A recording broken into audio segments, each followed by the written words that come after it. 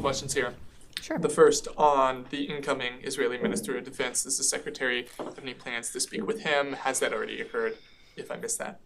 They have not spoken yet. I'm sure there will be a call, in the future, but I just don't have anything to read out right now.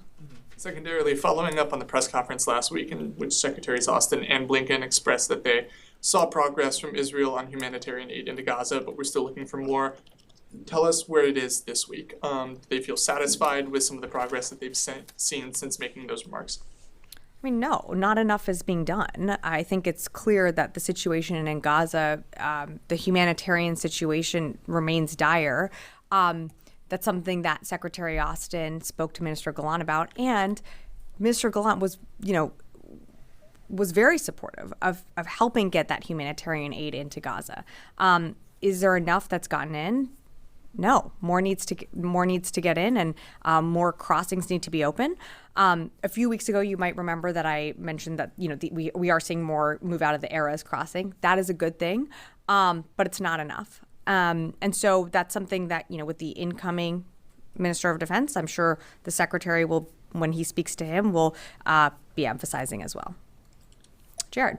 Hi, Sabrina. I believe an IDF Major General, correct me if I'm wrong, mentioned on Tuesday in a briefing with Israeli journalists that something to the effect of, and I'm paraphrasing, that the residents of parts of northern Gaza, there's no intention to allow them to return home. Did the Secretary, when he spoke to outgoing Minister Gallant, bring this up and reiterate the administration's opposition to permanent displacement of civilians in this conflict? That's something that, the Secretary has spoken about before, about, displacements of persons within Gaza, and, not just the humanitarian situation continuing to deteriorate, but also needing to ensure that, proper medical treatment, medical equipment can also get in to treat those civilians. It's something that they've spoken about before. I don't have more details to provide. We will have a readout, hopefully coming shortly to you, if not already in your inbox. But it's something that the Secretary has reiterated in the past. I saw those comments. We want to see people, ultimately what we want to see is a ceasefire. We want to see the hostages return home.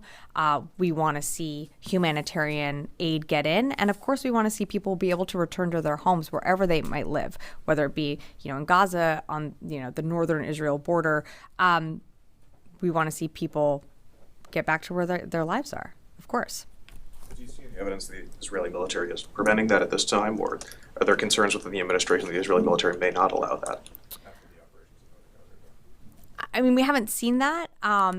Again, it's something that we'll continue to engage with Israeli officials on.